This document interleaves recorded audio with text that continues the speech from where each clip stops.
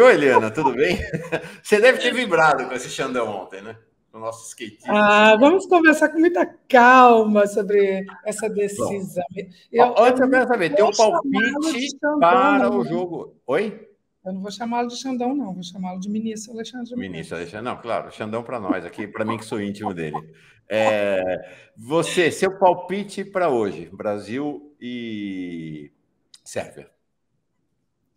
Olha, o meu palpite, obviamente, tem que ser o palpite da minha irmã, comentarista. Claro, da nossa comentarista, que segunda-feira ela vai estar aqui. Da Copa, da TV amanhã. Uhum. E a Michele disse que seria 2-1 para o Brasil. Foi o palpite dela, exatamente. Não dá certo. Eu já mandei uma mensagem para ela. Sim, mas os gols de quem? Já mandei para ela a mensagem. Sim, 2-1 para o Brasil, mas gol de quem?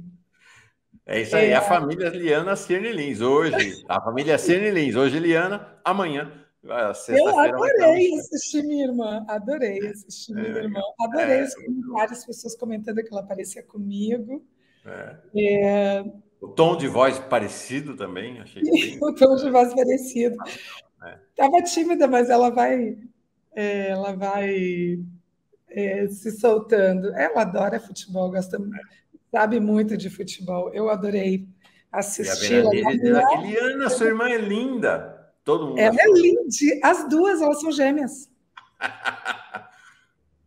É uma versão... Quem? Vocês são gêmeas? Bonita. Não, a Michelle e a Alessandra são gêmeas. Não sabia que você tinha a Alessandra de irmã. Você tem 2 irmãs gêmeas, então? Eu tenho. E aí eu digo que elas são a minha versão bonita. Não, você é linda também, para com isso. Bom, vamos lá. Alexandre de Moraes, com essa decisão mais cedo, Liana, antes de você entrar, eu li para todo mundo aqui, não li toda, porque toda a parte técnica eu pulei, mas as questões assim, político-jurídicas li toda, que realmente é muito impressionante a decisão do Alexandre de Moraes. Queria que você falasse para nós sobre ela, que explicasse, destrinchasse, dissesse das repercussões. Até falei que vou perguntar para a Liana, esta decisão vai para as aulas nos cursos de direito, não vai? Então, o que aconteceu ontem? Conta para nós do ponto de vista de uma estudiosa do direito e da Constituição brasileira. Primeiro eu vou explicar por que eu não vou chamar o ministro Alexandre de Moraes de Xandão. Porque quem começou a chamá-lo assim foram os golpistas. Exatamente, verdade. E com o objetivo de, digamos assim, retirar a autoridade do cargo. E eu faço questão de tratá-lo pela autoridade do cargo. Porque a gente tem, né, no direito esse hábito de usar o pronome ministro sempre. Aí, claro, quando a gente está em sala de aula, que a gente está comentando uma decisão, não sei o quê, a gente pode citar o ministro só pelo nome, mas comumente a gente se refere como ministro, o desembargador, faz parte da liturgia do cargo.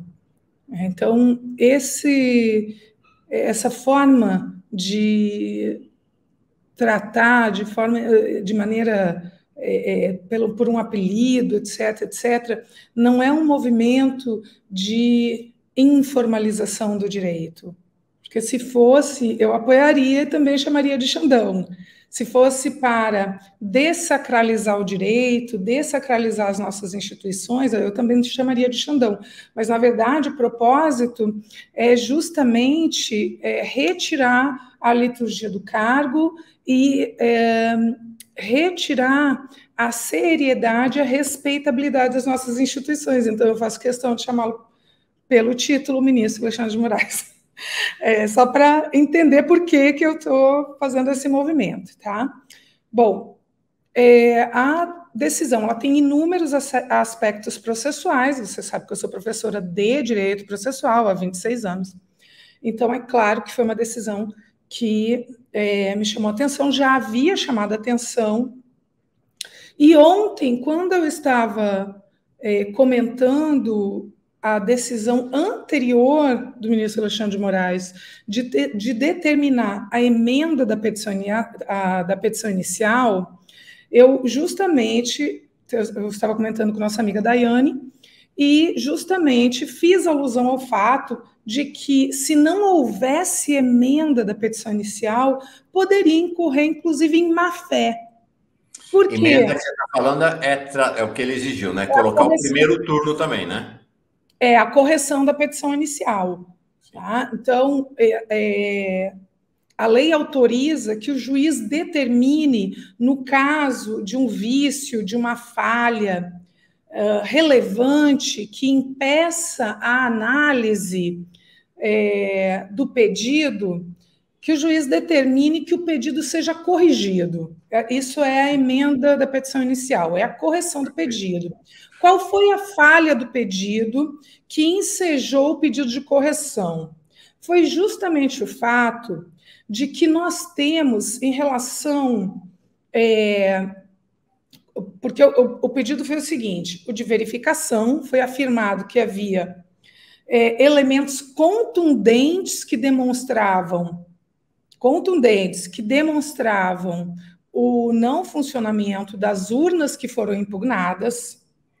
Tá? Então, houve uma impugnação de urnas específicas. Uhum.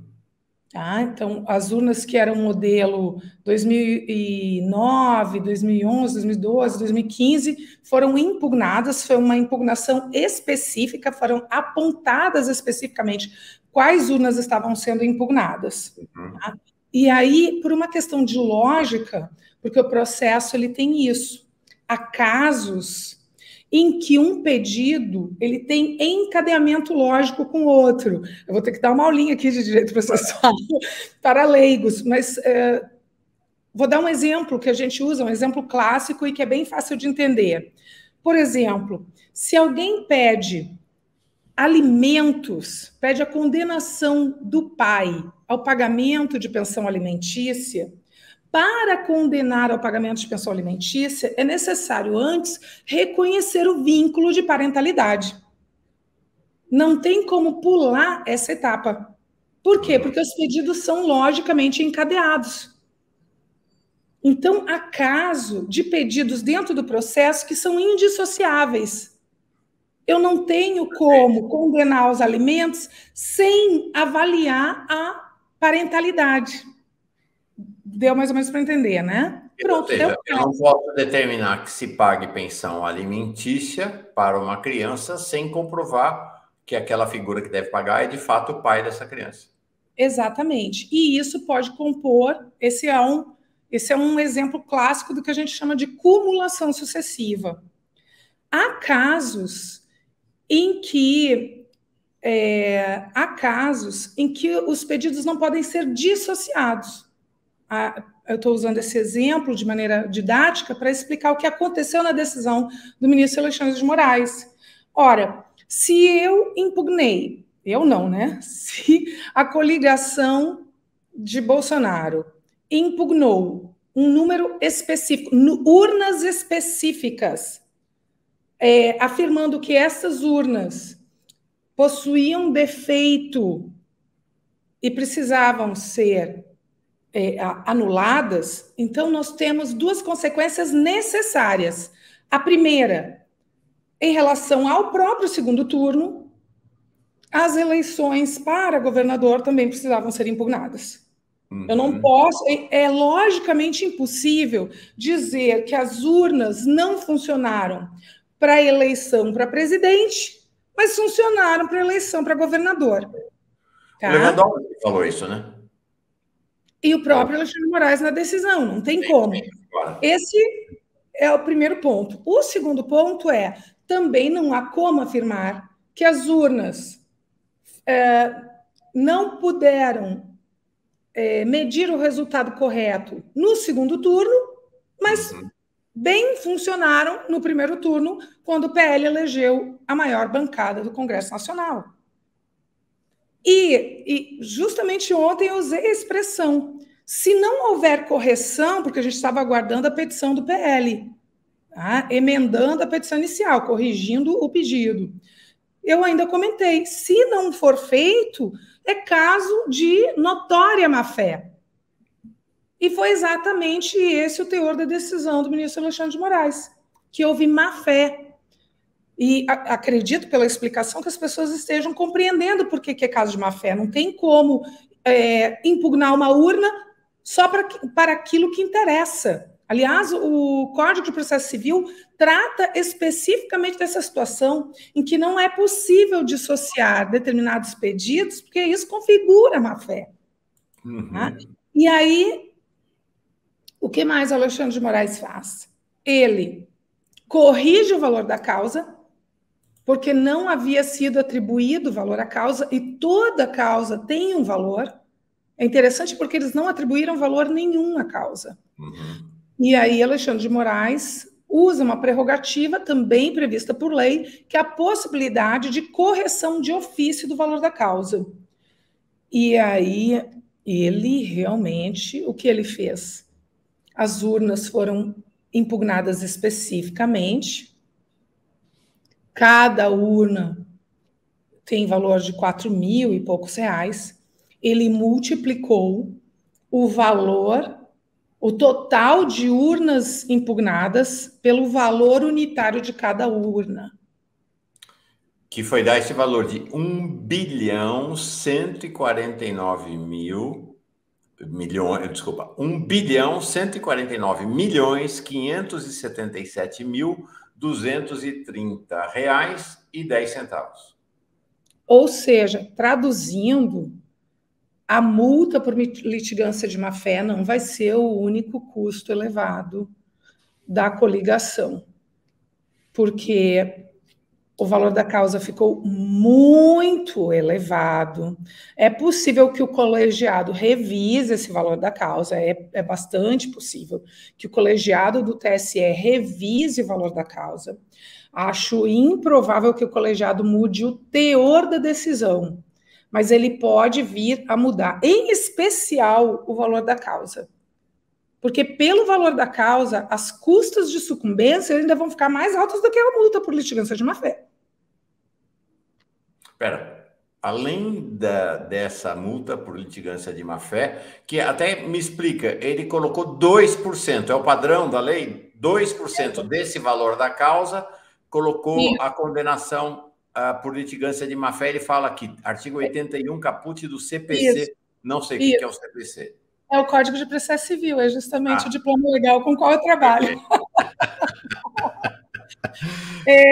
Então, o artigo 81 trata dos honorários, 85 trata dos honorários, trata desses custos, e as custas sucumbenciais vão ser muito altas, porque o valor da causa ficou bilionário. E daí eu quero depois, agora estou tecendo considerações mais de ordem técnica, e depois eu também quero comentar politicamente, tá? O valor da causa ficou elevadíssimo. Ele arbitrou uma multa por litigância de má-fé, mas ainda tem as custas de sucumbência do processo. Que podem ser ainda superiores a essa multa de 20? Eu acredito que vai ser superior. Por quê? Porque é elevado, o percentual é mais alto. É um percentual estabelecido em lei também, a sucumbência. O que é sucumbência? Explica para nós, Liana. A sucumbência é quando a parte perde a ação. Perfeito. Tá? Então, ainda tem, além da multa por litigância de má-fé. Bolsonaro, você foi brincar, o PL não vai ter grana para te pagar salário, não, viu? Quebrou o PL. O YouTube quebrou a Jovem Pan e o TSE quebrou o PL ontem. Pronto, é isso que eu quero dizer. Não, e ele mandou, não é que é assim, o PL tem que chegar lá e pagar, né? Ele bloqueou as contas, né? Bloqueou as contas. Então, enquanto não pagar, o TSE pode ir lá e pegar o dinheiro da conta ou não? Ele está bloqueando e dizendo, vai lá e paga. Como é que funciona isso? Não, pode sim. Pode fazer a penhora. Perfeito. Tá bom. Mauro, agora eu gostaria de tecer algumas considerações políticas. Queria te ouvir. Acho que o ministro Alexandre de Moraes é um dos poucos juristas do Brasil que está tratando as ameaças e intentos golpistas com a seriedade necessária. Eu acho que nós estamos, por demais distraídos com a fantástica fábrica de memes. Nós estamos memificando o golpe e olhando para o foco errado. Na verdade, estamos desviando do foco. E eu digo isso em razão justamente de um fato que aconteceu no sábado, que me indignou bastante. Eu acho até que eu cheguei a mandar alguma coisa para você, que foi a subscrição de 10 seccionais da OAB a um pedido dirigido ao Conselho Federal da OAB, requerendo a instauração de um procedimento para avaliar a constitucionalidade das decisões do ministro Alexandre de Moraes no processo em que se determinou o bloqueio das contas bancárias de 43 pessoas físicas e jurídicas suspeitas de financiar o golpe.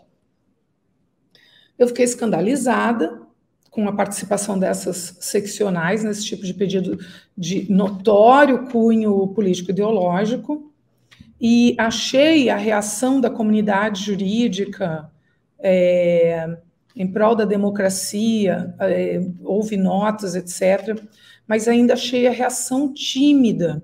E a reação, eu achei tímido. E achei que a reação foi tímida porque as pessoas não estão levando a sério a possibilidade de um golpe, principalmente em razão do cenário internacional, etc. Então, as pessoas estão confortáveis, elas não estão se sentindo ameaçadas.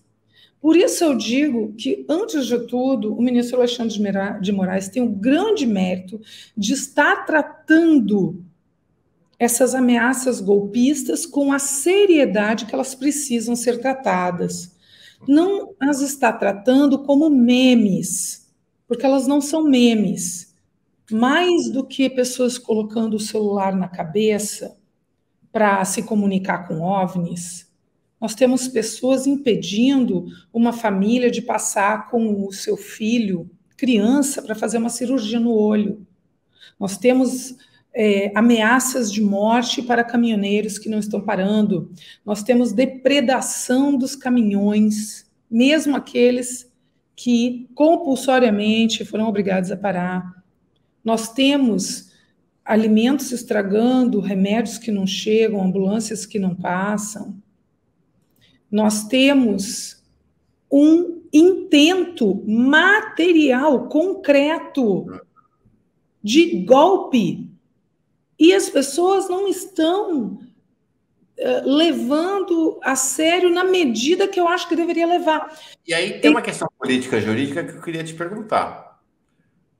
Não é que a gente tem que ir para cima, vamos dizer assim, tem que reagir fortemente só quando tem chance de dar certo. A ação é em si ilegal, ela é em si inconstitucional, ela é em si antidemocrática. A gente não pode medir o tamanho da nossa reação pela chance de sucesso do crime que está sendo cometido, né? Está sendo cometido o crime, tem que ir para cima, né? Você fica medindo, né? Não pode, não vão para cima porque não tem chance. Não. Perfeito, Mauro. Um equívoco, né? Suas palavras são as minhas. Se existe um grupo de pessoas atentando contra o Estado Democrático de Direito, isso é grave. Isso é grave, não é engraçado. Mesmo que, de fato, a gente sabe que é impossível não rir com os memes.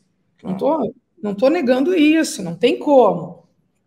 Os caras colocam o celular na cabeça e pedem SOS e OVNIs. Não existe um negócio desse. Mas, mesmo assim, não é engraçado. Não é engraçado quando tem um grupo de pessoas pedindo ditadura militar, pedindo a supressão do Estado Democrático de Direito. Isso não tem nada de engraçado. E eu acredito que, em razão do inquérito das fake news, em razão de tudo que chegou ao conhecimento do ministro Alexandre de Moraes, ele tem um conhecimento do que está sendo gestado superior ao nosso. Ele não está levando nada na brincadeira, ele está mostrando, e acho que, assim, de tudo que poderia ser dito em nome da democracia, o maior discurso foi o da decisão de ontem. Arbítrio a causa, o valor de 1 bilhão e não sei quantos milhões, e multa por litigância de má-fé de 22 milhões, mais as custas da sucumbência. Então, para entender que é sério, é para entender que é sério, que ele não vai autorizar, e ele cita na decisão que o fundamento da ação era notoriamente... Estou buscando uma palavra para não usar infundado, mas não havia fundamentação. Sim. E que a propositura da ação teve como exclusivo objetivo, quer dizer, não era uma ação que, de fato, almejava a procedência. Quando a coligação do PL propôs a ação, não acreditava em nenhuma chance de êxito. Então, qual foi o objetivo da ação? O ministro Alexandre de Moraes explica na sua decisão. O objetivo da ação foi exclusivamente fomentar as manifestações golpistas que se espalham pelo Brasil. E daí o caráter de má-fé. Porque eles sabiam que não tinha chance de êxito. E o judiciário, você não pode buscar o judiciário para uma situação como essa, em que você sabe que você não tem chance de êxito. Porque lhe falta fundamento jurídico, técnico. Uma ação judicial é algo que a gente não pode jamais garantir, né? Tem até uma brincadeira que se faz em sala de aula. Olha, quando o cliente vier te perguntar quais são as tuas chances, diga 50%. 50% pode ganhar e pode perder. Não tem como. Mas há casos em que a ação ela é notoriamente infundada. Foi esse o caso. Então, o objetivo não era vencer a ação. Eles sabiam que não tinha chance de vencer. O objetivo era criar narrativa para fomentar as manifestações golpistas. E por isso a dureza... Eles estavam instrumentalizando o poder judiciário não para obter justiça, mas para construir narrativa para mobilização na porta de quartel. É um crime. Exato. Isso. Agora, me parece que tão importante quanto o tamanho da causa e a decisão dele em geral, parece que foi o finalzinho,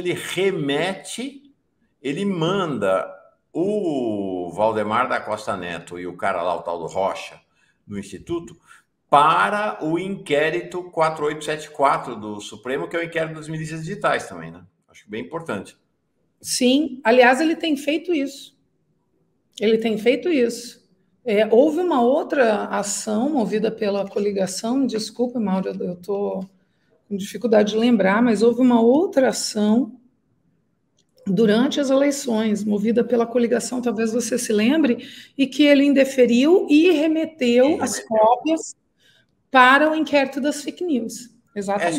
Mas nesse caso é milícia digital, né? Não é fake news. Que eu acho que sim. Ele remeteu agora. Né? Isso que eu ia te perguntar também. Como é que você prevê o desdobramento dessas ações, que são ações enormes, né? Tanto a da fake news quanto a das milícias digitais golpistas. São duas ações que já ficaram monumentais, enormes.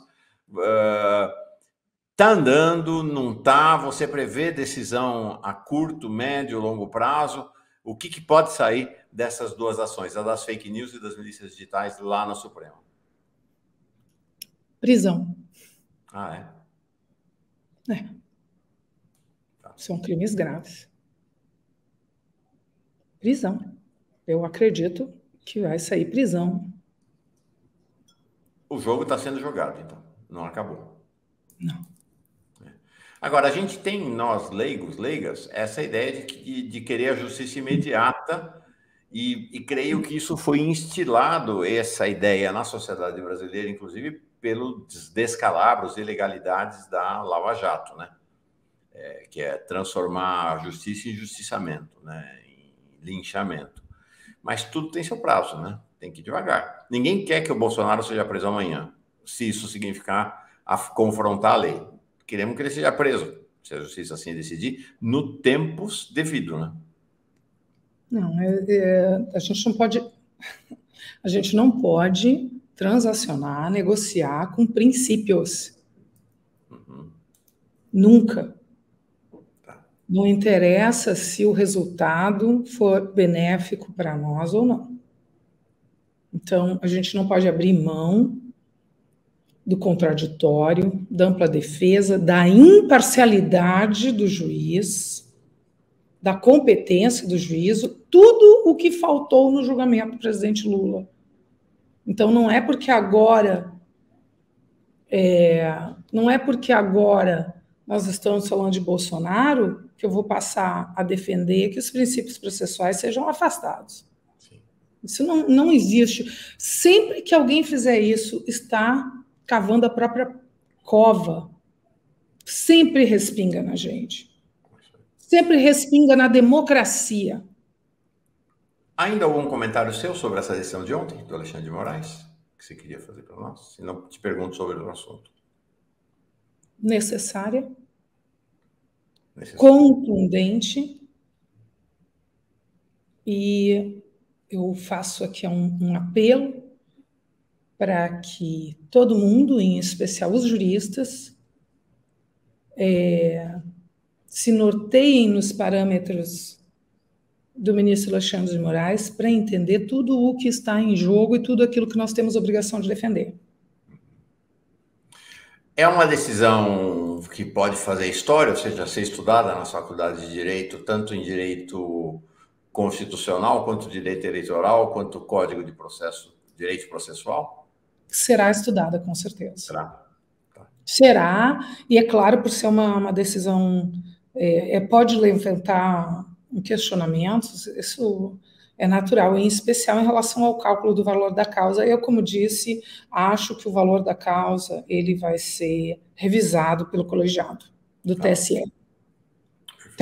Ficou muito alto. Sandra Gorni, parabéns, Liana, no alvo. Obrigada. E a questão do terrorismo? Você ingressou com algumas ações no Supremo em relação aos atos que você qualifica, parece que muito corretamente, como atos terroristas que têm sido cometidos pelos bolsonaristas. Como é que isso anda, Liana? Felizmente parado. Eu digo felizmente parado porque se o PGR despachar esse pedido, obviamente ele vai indicar o arquivamento do pedido, porque eu fiz um pedido, eu fiz uma notícia-crime contra o presidente Jair Bolsonaro pela prática do crime de terrorismo. A ministra Rosa Weber deu andamento, encaminhou à Procuradoria-Geral da República e na PGR nada foi feito e eu prefiro. Agora, sim, este pedido, a Polícia Federal também pode investigar. Eu prefiro que, nesse momento, ele fique realmente engavetado, vou ser muito franca. E que o andamento dele... Eu estou convencida de que se trata de crime de terrorismo. Todos esses casos. O caso do motorista do caminhão, que foi ameaçado de morte, que o outro diz, você tem mulher, tem filho, quer que a tua mulher receba um telefonema dizendo que você morreu? Isso é terrorismo, não é uma simples ameaça. A gente está tratando Bom, basta dizer, Mauro, que meu carro, o carro que minha mãe usa muito meu carro. Minha mãe tem 74 anos, usa para trabalhar, ela é musicoterapeuta, gerontóloga, tem os pacientes dela. mas anda sozinha com o meu carro. Eu tirei os adesivos, Mauro. Eu fiquei com medo. Sim. E muitas pessoas que estão nos assistindo nesse momento e que têm uma posição política extremamente firme também tiraram seus adesivos. Até queria que as pessoas comentassem, né? Que foi porque as pessoas ficaram com medo, e medo é resultado do quê? Do clima de terror.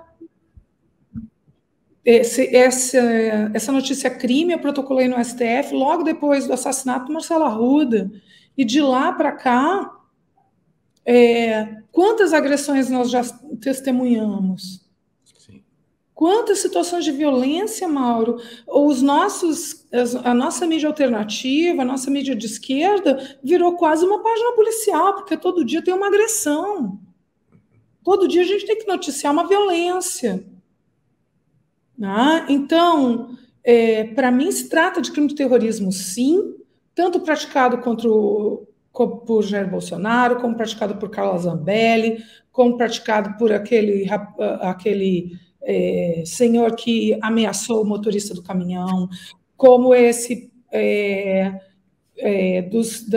dos golpistas que impediram a família de passar e levar o filho para fazer uma cirurgia no olho, e tantos outros casos que nós temos assistido. Isso é terrorismo, porque gera um clima de terror que rompe a paz social, rompe a segurança, e num país democrático a gente não pode ter medo de expressar as nossas posições políticas. Se nós estamos tendo medo de expressar nossa posição política, nós não estamos vivendo numa plenitude democrática. Nós estamos vivendo um clima de terror, e isso não é normal. Então, eu espero, eu fico feliz porque depois que eu protocolei a notícia crime e foi falado aqui na Fórum, no 247, etc., muitas pessoas começaram a usar a expressão terrorismo, que era vetada dentro da esquerda. Era como se a expressão terrorismo não pudesse ser usada pela esquerda, só pudesse ser usada pela direita. Mas, na verdade, a lei antiterror, ela, inclusive, afasta a aplicação para movimentos sociais, etc. Então, por que a gente não vai usar a expressão que, de fato, se configura? É terrorismo. Sim. Eu me recuso a usar qualquer tipo de eufemismo. São atos terroristas e são atos golpistas que visam a supressão do Estado Democrático de Direito. Eu não chamo de manifestação antidemocrática. Chamo de manifestação golpista, até porque a lei fala exatamente, usa essa expressão, golpe. Perfeito. Não, muito, muito importante o que você está falando aqui, a Luciana Gatti. Eu não coloquei, né, adesivo em carro e sofri agressão verbal dentro do meu condomínio e fiquei com medo de ter meu carro depredado. Me mandaram para Cuba, etc., com muita virulência. Aqui, ó. Solidariedade. José dizendo, eu tirei os adesivos. Ok, a Débora. Minha mãe queria colocar bandeira vermelha na varanda e achamos por segurança que não. Né? O Japson dizendo aqui. Tenho essa mesma sensação. Terrorismo. A região que moro, centro-oeste, esse clima é notório. Taverna do Macaco Caolho. Adoro esse nome. Tirei os adesivos do meu carro porque fomos atacados fisicamente 4 vezes. Uma na porta da creche do nosso bebê, outra no meio do trânsito, porta da creche do bebê. Outra no meio do trânsito, um carro fechou minha esposa e a ameaçou. Desta vez, ainda no primeiro turno. Realmente, você destapou, Liana. Acho que todo mundo tem um episódio para relatar. Deixa eu ver, o Carol Ladeira. Sou Lula e PT até a alma. Eu não coloquei nenhum adesivo por medo. Tenho filho pequeno e nunca podia colocar ele em risco. Liana, parabéns pela postura. É impressionante, ó, a Nina Pulha. Eles arrancaram um adesivo no meu carro, já me xingaram no trânsito também. É realmente impressionante. A Regiane diz, eu sou de Santa Catarina, nunca pude colocar nada.